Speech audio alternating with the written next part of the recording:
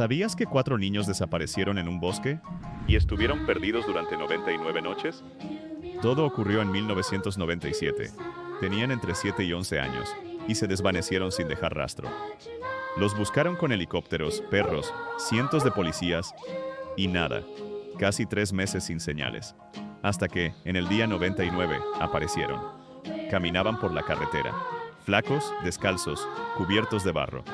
Tenían la mirada perdida,